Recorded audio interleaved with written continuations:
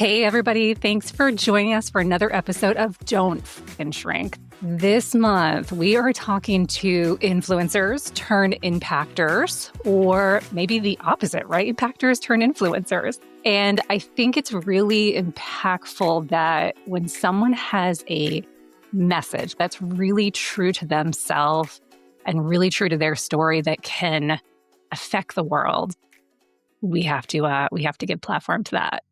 So with me today is Daugherty, and you probably know her better as Booty and Brains on Instagram. And it's so fitting. She has the most infectious energy, and I'm so excited to have this conversation with her.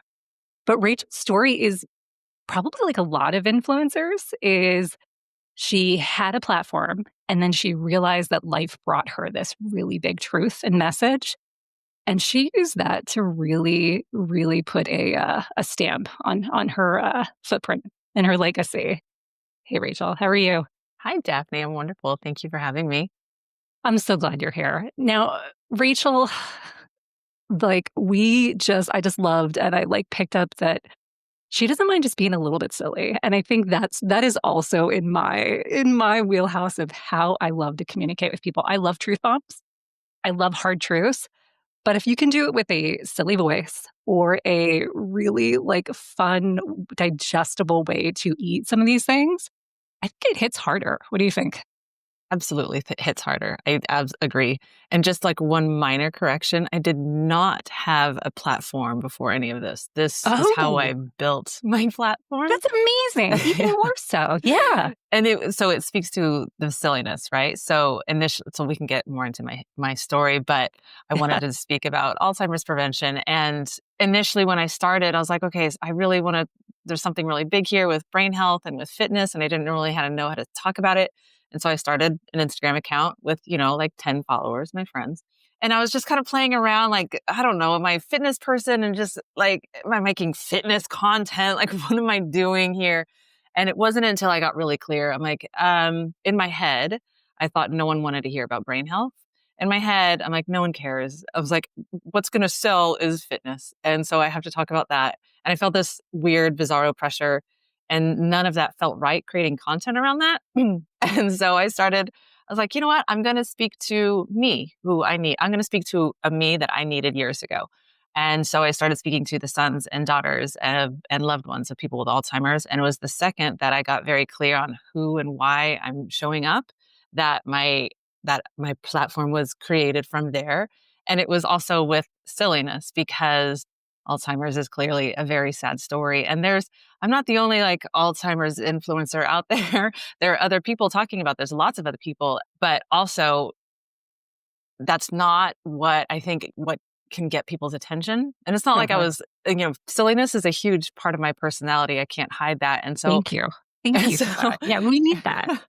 And so it was when I got clear on who I want to help, and B, just got okay with showing up as who I am and talking about this very sad thing in a way that's somehow still respecting it and being hilarious at the same time. Somehow I'm trying to walk that line. You're a master of it. I had 3 grandparents growing up with Alzheimer's. And this is early. This is the 90s. We didn't know a ton about this. And you and I are going to dig into what we know about Alzheimer's now as opposed to back in the 90s. And, they were older. I didn't get a ton of time with them. But what I did experience in that time was just the struggle of my family and neighbors, parents, and people who knew them and then just didn't have that connection anymore. So there was some grief associated with just not having that relationship, even though that person was physically there. So any baggage that you might have had in that relationship, you had to heal from or let go of really quickly, because this was not somebody you could have a cognitive conversation with in the future. So it's as if you had to heal for them. Is that an easy way to say that? I mean, it's not an easy way to say that, but you had to heal for them. And I'm a kid watching this. So I'm 10, 11, 12, and I'm watching adults parent, right? A generation of folks who did not want to be disrespected or disobeyed. And this was a tough population, right? But, watching that, I had so much at that age, empathy for what was probably really going on. And just also being a kid who didn't really experience the grandparent, Mm, experience like other kids did. Cause my grandparents were people who needed to be taken care of. They needed to be, watched. They needed to be, checked up on. They were essentially just extra kids at that point. So yeah, that's really tough.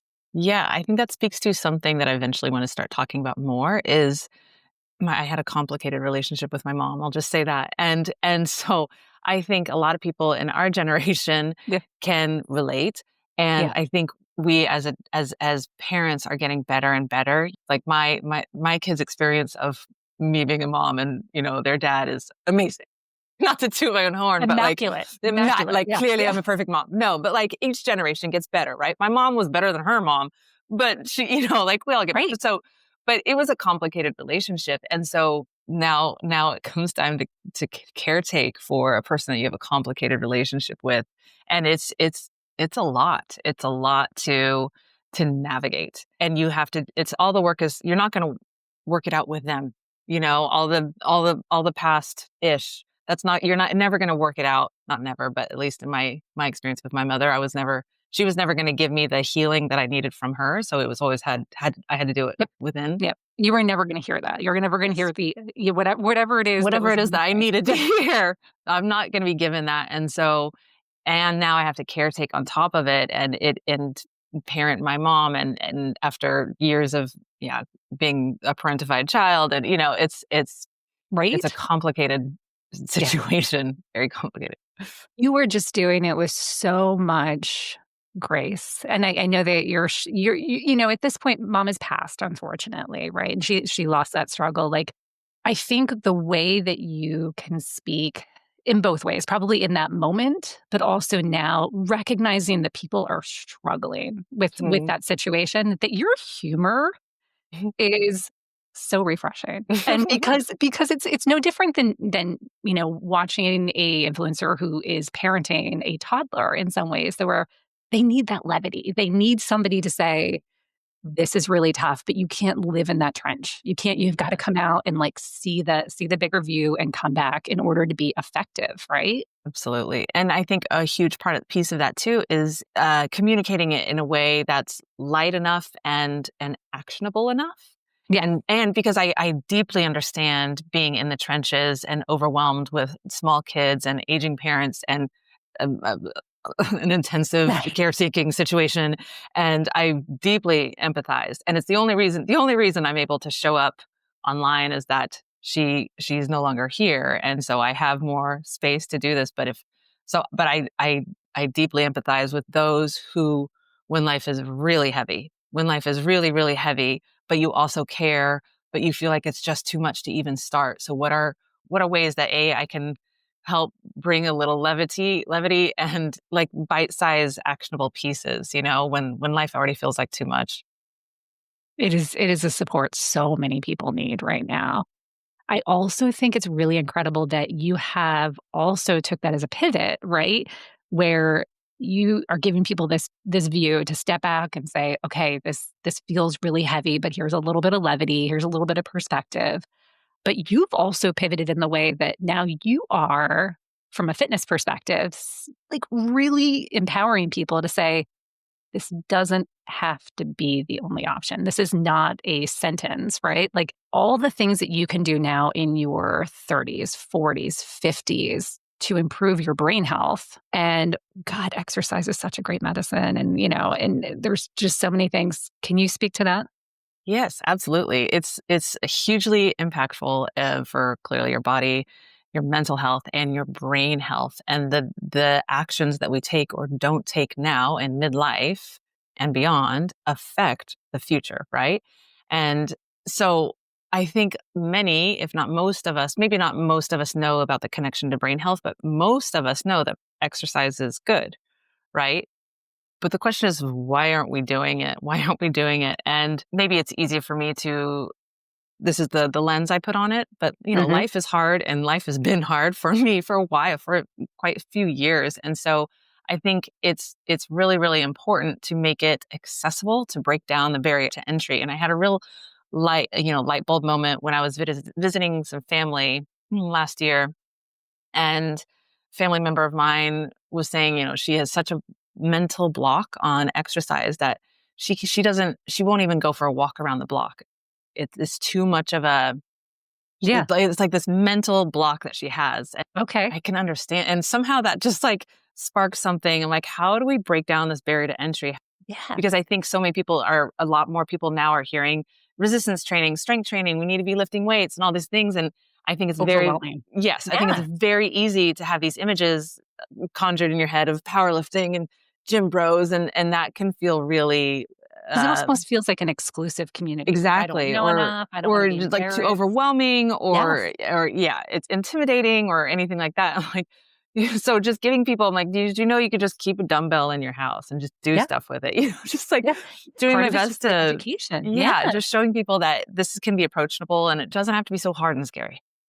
Did you so, we haven't chat on this, but, like, I went on a podcast for beginners, for fitness beginners, and we dug into a topic maybe is called kinesiophobia. Do you know what this is? Oh, I haven't. No, I haven't. Kinesiophobia is literally the fear of movement. Yeah, so I'm glad you said this. We'll dig into that. But, like, it literally is this idea that your brain is wiring movement with pain, or, so it's like it's fear and pain. And a lot of that can come from past trauma, right? Or it's in our fascia, it's in all the, and we can get all the details later. But basically, that if a movement is new to your brain, for some people, they associate new as painful, right? Oh, I didn't So there, know. kinesiophobia, look it up in case you guys want. But it's one of those things where that's one of the biggest barriers to entry. And a lot of it comes from conditioning. A lot of it is generational. A lot of it is what you don't know scares you, right? Mm, mhm, mm. So I think we could do a whole episode on kinesiophobia later. Maybe we'll do that too. But it is one of those things where I love that you said the barrier to entry. And one of the fun things that I do with clients who are just back from surgery, or an injury, or I'm meeting for the very first time and they are fresh out of the box, never exercised, is really basic things, really basic planes of motion, like getting them to touch their right hand to their left toe, like just creating that safety in movement Mhm, first, mhm. even beyond the whole, do I look good in a swimsuit? Do I need to lose 10 pounds? Like, just the barrier, like you said, the barrier of entry is, can I touch my right hand to my left knee? Yeah. Can I, like, it's that cross body movement, and it Mhm. really is brain specific. It is an actual phobia. I've never heard of that. But it's also, yeah, like starting at the very, very basics and slowly giving yeah, having them, teaching them how to gain confidence in their mobility and their movement is huge. Yeah. And neuroplasticity, which reaches back into our Alzheimer's, right? I think I heard you in one of your very hilarious and fun videos, talk about how impactful exercise can be on a future Alzheimer's diagnosis. There is one study, and I mean, it was a long term study, but it said 88 exercise reduces your risk of Alzheimer's by 88% for specifically women. And so you could draw your conclusions of like, well, if the people that are exercising, what else are they doing? And, it's clearly a huge percentage, and there's also huge numbers that vary, that you can, up to 40% of cases of Alzheimer's are prevented. Some say up to 95% of cases of Alzheimer's can be Because prevented. prevention is our best bet in this case, Exactly. right? But The even ol the Yeah. lowest, at the lowest rate, the very most conservative number of 40% is a huge percentage, and a big part of that prevention is exercise. Yeah. I mean, I don't know anybody, any reasonable, critical thinking human being that doesn't say, all right, there's a correlation in, if I eat better and I Mhm. move, I feel better, right? Like that, Mhm. it's again, it's basic like entry point, but I think that kinesiophobia could be a real thing. The other side of that is that, where do we start? Hmm. Where do you send people to? What's the start in your mind? As far as movement and exercise, Yeah. I mean, What's it's your favorite? like it's What's your favorite? push-ups. I love push-ups Yeah. because I used to Okay. hate them. I used to hate them. Okay. And because I surpassed the point of now I'm good at them. It's like I understand hating them. I understand so much. And there was a But podcast, I did a reel about this, but there was a podcast with Mel Robbins and, oh my gosh, I'm blanking on her name. a Yes, famous her. Instagram orthopedic surgeon. I can't believe I'm forgetting her name, but she had an interview and she was saying every woman should be able to do 11 push-ups. And that's wonderful. But if you're sitting there far, far away from push-ups, like how is that making you feel? And so I think most women can't. And so just teaching women like how, or anyone, not just women, but anyone who is not great at push-ups, how to start. You don't start on the floor. You can start on the wall. You start in a way that Yes. isn't awful. You're not biting off more than you can chew. You just bite off something that isn't awful. This is your brand. This is my favorite part of your brand. It's not awful. It literally is the bite size, right? Like, I love that you said a wall, right? Because there are walls everywhere. Literally, you could Exactly. be in an elevator, you could be whatever, and like set a timer, right? And I do this to my clients. I do this for like set a timer at 10 o'clock. We're doing 10 wall push-ups. Your alarm goes off. I don't have to be there. Mhm. Whatever it is, like it's fascinating how these small things can really add up with Exactly. consistency, right? Just With doing the reps. consistency. Exactly. And the way you're consistent is that you make it not awful. And the impact of doing it throughout the day too is huge. It's huge. Yes. It's huge physically. And, it has a huge impact on your blood sugar and building muscle and strength and everything. But also, it just keeps you in the habit of, or just keeping it in your mind of that. Another thing that I'm really big on is that fitness is not just sequestered to the time that we have our stretchy pants on. Thank It's you. Yes, go ahead. it's fitness all the time, and It's your identity, right? It's it's like fitness is your identity. exactly. Healthy is your identity. And you find little ways to move all the time. Find little ways. I was in the car dealership yesterday getting my car serviced, and I like sneaked over, and I had this huge lunch because they had free lunch there. Thank you. And Yeah. and then I sneaked over in the corner somewhere inconspicuous and like busted out some push-ups just because like I felt like moving, and and it's just part of it. I think is just remembering and like knowing that Yes. it's okay to do some random push-ups or squats in public. Like who cares? I think that's a whole streaming video series we can work on. But like literally at 10 o'clock, this is what we do. We do wall push-ups. Because I can tell you, I've had a lot of long flight layovers, and there are a lot of wall squats going on because they're inconspicuous, right? Like I'm doing wall squats on a wall. Nobody's watching me, right? They Exactly. just they just think I'm tired, and I'm just like, Exactly. yeah, quads are burning, quads are Exactly. burning, right? And you can be inconspicuous. You don't have to do an entire, Right. vinyasa, Exactly. asana, You don't have to be practice. obnoxious about it. There was one time I was very obnoxious about it. I was waiting for there's this like So, 20-minute line for yeah, getting burgers. And I was like, you know what? I'm gonna do squats while I stand in this burger line. I don't care. Dude, I did squats for that's like 15 minutes straight. I'm like, everyone here hates me. I am that girl. I do single leg balance work when I'm waiting in the grocery line, right? Like, just because I was like, listen, I'm over 40 and I want to keep everything, like moving, and I'll just stand on one leg, like sort of tree posy, right? Yeah. And then I to the like other. that. And it's good for your brain, one, because you're not even focused on how slow the person is paying in front of you, or right. Yes. But Yes. you are literally standing on one leg. But that's part of your identity, right? Like that is part of your wellness. So I think we should do a whole series where we say 10 o'clock, everybody's wall pushing, and 12, alarm goes off, we're doing wall squats. Like, I think if we found that opportunity, people could identify a little bit more confidently with, Mhm. I am a healthy person. I am doing something. Exactly. And what that sparks is like, oh, they see the escalators versus stairs. I'm going to take the escalator, or just all these little spaces that you can work it in You is, know how much confidence that gives you, right? hmm Like, you see everybody exactly. your same age. Come on, this is anybody who's listening to this is going to say the same thing.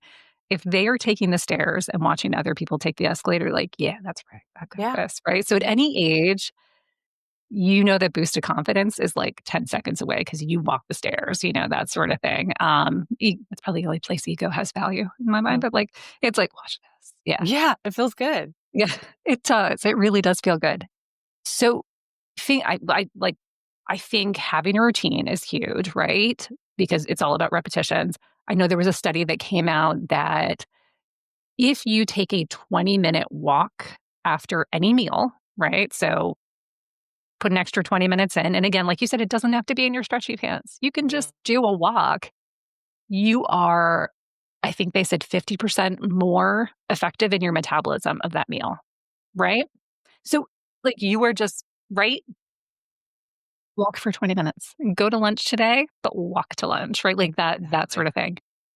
One of the things that we're also hearing about Alzheimer's, and I think maybe you and I talked in this, is that Alzheimer's is now 2024, 23, when the study came out, is being identified more as a type of diabetes. Yes, I've definitely heard of this as Alzheimer's is referred as diabetes type 3 Mhm. because it has so much correlation with metabolic health. And Yes. this is also a huge, huge thing I talk about, which also, so I try to bring awareness to how much muscle impacts your metabolic health and how much metabolic health impacts your brain health. That's all booty and brains. It's Yeah. like it all comes together. But Hashtag booty and brain. hashtag booty.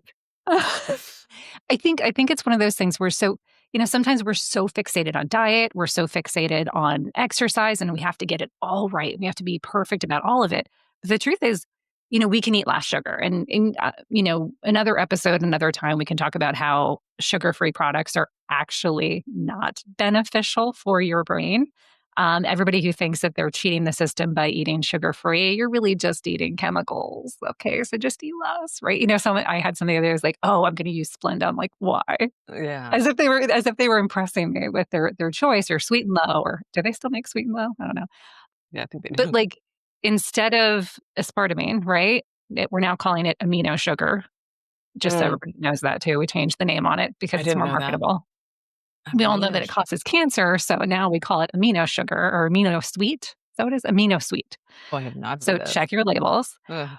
So instead of amino sweet, right? Just use less sugar. Just use Mhm, less, right? Like, mhm. I would rather use raw, unbleached sugar in a smaller quantity than to take chemicals that alter your brain in not Yeah. a positive way, right? Yes. And do a 20-minute walk after your Yes. dinner, right? Yes. How easy is that? That, like, Yes. just take 20 minutes after dinner. It's not as hard, right? And It's not like as I hard. said, I love your Exactly. levity. I love that this.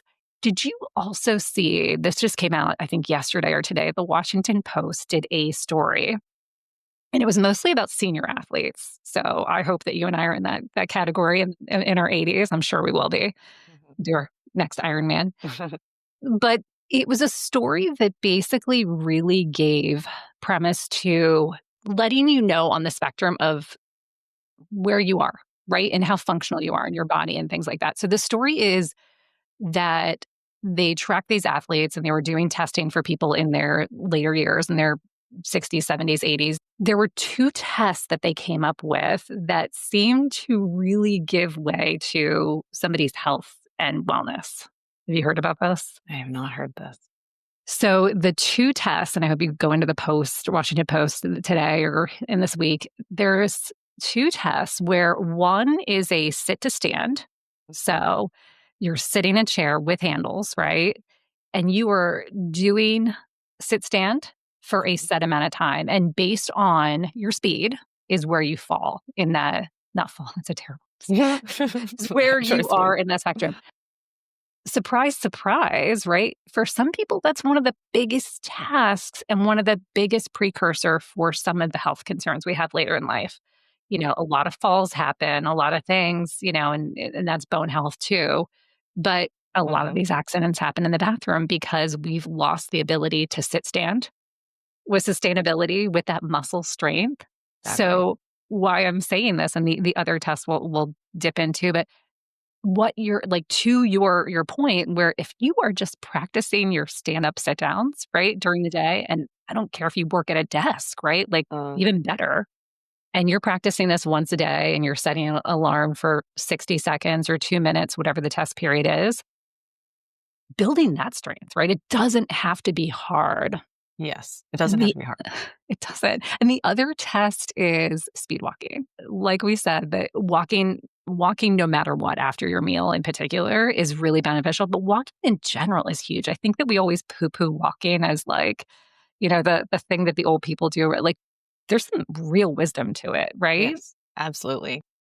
And not only that, not only just the physical act of walking, it's also getting outside, getting in the sunshine. There's so much research about how huge number of percentage of us are spending 95% of our days indoors and how the lack of sunlight and what the sun actually does for us. So it's not just, it's also moving your body in this accessible, for most people, accessible way, and also getting outside and these things that are just getting, like, we think we need these extreme overhaul, life overhaul, boot camp workouts. Someone like so much can be solved by slowing down, going for a walk, and getting in the sunshine. I'm not saying that that's like, but we overlook these things. We overlook the simple things, and these small simple things matter. They add up.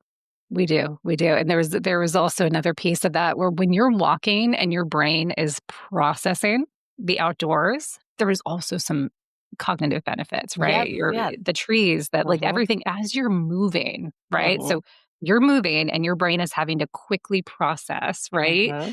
Your peripheral and things in front of you that you're doing brain building too, even though you're walking with your feet, speed walking or otherwise, right? Like your brain is actually working too, as opposed to staring at a fixed screen or not, like you said, not getting outside. So your brain is basically doing its own exercise because you've got these peripheral things going on. You have noises and things that your brain is identifying.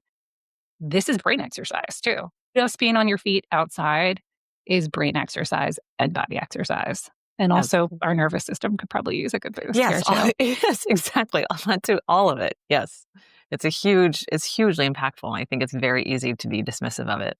And going back to the longevity piece about standing up Yeah. and sitting down, there's n- despite how good and how much we're in shape now, there's a graph. Just we will decline. Our muscles will get weaker, even if we're on it, we will decline. So there's a rate of decline for everyone, and whether or not you start up here, you're going to decline down to here, right? But if you start down here, you're going to climb down to here. So it's like Well the said. higher you Well said. start, the higher you end. So it's really, really important that we make sure to build whatever muscle. I was like, I like to think of it. I was telling my friend recently I was griping at her about taking care of her muscle. Yay. Yay. And I was like, think of it as like we're like a little squirrel gathering nuts before winter is coming. I'm like, it's winter is coming. Like it's coming. Like we need to just, Game of Thrones you know, time. Go ahead. Yeah. exactly. We need to like gather acorns, like gather our strength and bolster ourselves as much as we Yes. can now in midlife because it's just a decline. And it's like, I'm only, how old am I? 43. I literally couldn't remember the other day. And I was like, I'm already feeling, this is the time, perimenopause, yada, yada. But like, I feel the effects of aging already. And I was like, I still feel so young. I have another 40 years, knock on wood, at least. It's, like it starts to become very, very real. When you start seeing your own parents decline, which is what happening to most of our generation now. Yeah. And when you start feeling the effects on yourself already, like I threw my back out last month. I'm like, oh no. And just, just a sample of feeling immobile and like, it just starts to become very, very, it's not backburnered anymore. This is, Thank you for being so like human about it too. Because, sometimes we only see on Instagram, we only see on the internet, and I don't TikTok, but like we only see those highlights, right? We only see you doing a handstand. We only see you do like those sort of things. We're not hearing about, hey, I threw my back out and this is what I learned from it. And in most cases, because people are just Instagram filtering their brand. And yeah. what I appreciate about you the most is exactly that, where it's just, I'm a human being and I'm doing this with you. And in some ways, I'm holding your hand because we're going to figure this shit out together, Yeah. right? And I think so many of us are dealing with so much stress and so much life. Like just look around the world. Like things are hard. Things are hard and it's been hard in my life, and I was looking back on some of my old posts and I have a couple posts speaking to it matters. Like these small, seemingly inconsequential habits, you know, Yeah. I was, offering this post as helpful to someone else, but this was me talking to me. Like I Yes. get some days, Yes. like on my hard days, I look at my vitamins, I'm like, it doesn't matter. I do. I There's the voice I want. do. Like I am speaking to me. And if you know, I, I think from the outside look like I am. I'm a pretty much well functioning human, but I have my days, I have my days. And I think a lot of us are struggling. And I think it's important to hear these kinds of messages. And it's also important to understand that like people need to know that I'm talking to myself too. Like that's Some why of I my got the favorite phrase. posts are that. I think some of my favorite posts, most healing posts, are just me talking to that version of myself. Yeah. Yeah. And I get it. You wake up some mornings, you're like, why can't I turn my neck this way? Right? Like, I can't, Yeah. you're a human being and like Yeah. nothing is perfect. And I think when you are in the thought process that I'm not perfect, I shouldn't be sharing this information with the world. I shouldn't, I'm not good enough. I don't, I'm not an expert in this field. It's exactly what you said. It matters. It really matters. Tell your story Mhm. even if you don't think it matters, because there's 10 people that you started with, right? It Your does. uncle and 3 cousins or Yeah, like, right? Like exactly. I was laughing about that. I'm like, "That's the family members, really?" Yeah. That's all but it's one of those things where it matters taking those vitamins, taking that walk. If you are gonna talk yourself out of it, I promise you, it matters. It Yeah. matters Because what you're then when you don't believe it matters, then you don't do the thing and then it really doesn't matter. So it's this conviction, it's you have to know and deeply believe and trust that it matters. It matters. it These does. things, all of these things matter. And you have the control, right? That's the other thing. It's like some people like to think that disease and Yeah. poor health are part of their legacy. That was what was true for their family. That was what was true for their environment or community growing up. The truth of the matter is most of these things are something that you can proactively come at. And maybe you can't always Exactly. You determine, can't but you always, can. but Yeah. you sure as shit can fight. You sure as shit can Thank you. fight. Thank you. Don't fucking shrink. Yes. Because some people say that will say that, on like some of my more Alzheimer's heavy posts about like, well, my grandfather had Alzheimer's and he was in amazing shape. So what do you have to say about that? I'm like, okay, well, here's what I have to Margarine. I'm yeah, sorry, go ahead. I know. What I I'm have to like, say is margarine. I know. No, I'm like, there's so much nuance here. But I was like, here's what I have to say. There are people who have gotten in a car accident and, severely hurt and they were wearing our seatbelts. Does that mean that we're not going to wear our seatbelts? Like, we are, like, clearly, like, bodies are going to do what they're going to do, but we do have more control than we think. And, the amount that exercise reduces cancer risk and Alzheimer. I mean, exercise is like this inflammation. Yeah. cure all for so exercise and sunshine, man. For so much. And there's no way I'm not going to fight. I love that. I had a COVID until now. I had a lot of unexpected surgeries that pulled me out of exercise. I had 6 surgeries in 4 years, and none of them were things that I planned for. It's just what life gave me, right? It's just what happened. I did not ask that big door transom to fall on me on vacation. But now got this nice scar here. But like, here's the thing. Every time I had that setback and it was like, you can't exercise, you can't do those things, right? The it got really depressing, right? Like you're in, C-sections, whatever, like anything, like I had 6 surgeries in 4 years that I had not planned for any of them. I could have given up so many times and been like, this is just not, it doesn't work. But every time the answer was exercise, right? Every time the answer was, I went for a walk today. I can't press over my head like I used to. I'm not running a marathon this year. I'm not, because being an athlete your whole life, you're like, this is who I am. This is my identity. So when you're marginalized to the fact that like, can I do a 20-minute walk today? That's really powerful, right? And Yeah. it's exactly like you said. You're like, it may not feel like it matters today, but if you string 5 days Hmm. together, you start to see and you start to feel. And so you have so much power in how you feel and how your legacy looks. And no matter what circumstances come your way, they happen to us all. Like you said, it could be a car accident, it could be anything, but you are in power. You can be empowered in making these small changes. And I promise you, we will promise you that it matters. It really matters. Yes, Rachel, what's absolutely. your what's your 3 takeaways? So if you are somebody who maybe has a family member or is concerned about the legacy of Alzheimer's, is there 3 things that you can really give or offer them? Yes. So, I mean, the biggest one is what we've been talking about this entire time is finding ways to work in movement. And if building muscle and lifting and all that is sounding like too much right now, then yes, finding ways to work in movement throughout the day, not just like one exercise session, but just kind of a little bit of fitness, a little bit all the time, like just kind of yeah, incorporating it is hugely beneficial. Also learning how to, I think we have, you and I both come from a, a history of diet culture and trying to, at least I won't speak for you, but for my most of my life was restricting and that whole thing. Yes. And it wasn't until I learned to, like, why can't I control myself? And I was like, oh, because I'm not giving my body what it needs. My body's like, help me, please. And so once once I just help my body and understand what my body needs, so fuel my body well with protein and fiber and whole foods, then oh wow, suddenly it's not clamoring and Hmm. craving food all the time. Like I'm giving it what, so like when my body's like satiated and happy, it's not clamoring for more. It's like a secure attachment, basically.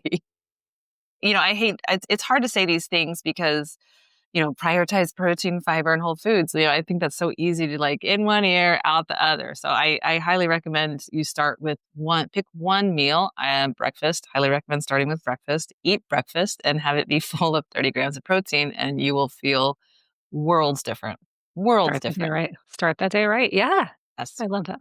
Yeah, and my not new, but one of my favorite things like that I mentioned briefly is just the sunshine. It's like we don't know what we're missing. And I was listening to a podcast recently, and that basically it's like the missing macronutrient that so Yeah. many of us are not Fill it getting. with vitamin D. Yes. Yeah, exactly. And it's vitamin D, it's the health of our mitochondria. It's like there's so much benefit that we're getting. And most of us are spending most of our days inside. And so it's these small things so it's easily dismissed like, oh, yeah, I shouldn't be on my phone at night, the blue light, whatever. But when you start, I say that because that was me. Yep. Yep. Like I can mock We're this healing. person because We're I healing. was this person. That's right. And I'm like, blah, blah, blah, the light. But like, but then when you what changed my mind, what not changed my mind, but when I really started to respect it was when I live in Asheville and we had the hurricane right around a year ago. And Mm. there was no power, no cell phones, nothing for quite some time. And it was candlelight and doing our best, and despite the stress, despite the chaos, slept like a baby. Slept like a baby because there was no artificial light other than candlelight, which doesn't have the blue light, which doesn't mess up your circadian rhythm. So it's all like, so This is a that's test subject right here. Yeah, case yeah. study right there. It was fascinating. And so once you feel the difference, you start respecting the rule, right? Not the rule, but the ideology, but everything behind it. That like you still, so anyway, blue light at night and getting sunshine in the day, I think is one of those things that doesn't take so much, but can give a lot. And so that can impact your circadian rhythm and that can help with sleep. And when you have better sleep, that helps your blood sugar. When you have better blood sugar, it's this whole cascade of goodness when you have an anchored circadian rhythm and you're working with your body and its natural rhythm and that like It's it, not it hard. sets you up This for is not hard, success. Like right? exactly, It's not exactly. hard. These are all really palatable, easy things that we can just start doing. And as we often say on this podcast, it is not about perfection, Yes. right? Yeah, It is about progress, not perfection. So maybe you had a bad night's sleep. That's okay. Start tomorrow. exactly. There is no magic calendar where anyone's judging you, right? So choose breakfast. That's totally palatable. Start with the best breakfast you can think of, right? Exactly. Don't worry Set about an alarm for overhauling your bed. diet and just start Yes. with breakfast. Exactly. And Do some wall push-ups. I think this thing it's important. This has been important for me to acknowledge and realize is that it's progress over perfection forever because there is no arrival. There is no arrival. I'm in shape. I still have to work out and try. I feel my body better than I did years ago, but I still have to try. It's a practice. It's a Love that. I love forever that. practice. And there's no Yes. arrival. We're never done. It's just learning how to stay in the practice. Yeah. Thank you for your wit. Thank you for your humor. Thank you for your levity. How can people get more of you? How can people get more booty and brain in their life? Bootyandbrains.co on Instagram and bootyandbrains.co is my website. And I offer a course on all things blood sugar about quarterly. We just started this cohort, so we missed the deadline for that. But next, probably early next year, 2026. I can't believe Stay up that's with going that. to happen. Yay, 2026. Um, yeah, so I offer a course on all things building habits in a way that is not awful and helps your blood sugar and therefore your brain health. And yeah. So easy. Mhm. So palatable. Rachel, thank you so much for hanging out with us and letting people know that like it's not impossible. This is and it matters, right? Like you said, it matters. It's not impossible. So if you love this podcast, because I know I do, and I always have a good time laughing here, make sure that if you know somebody else who could really benefit from this message, share this episode and don't forget to subscribe so that we can every week keep you at your best, empower you to be your healthiest self. Thanks, Rachel. Of course. Thank you for having me.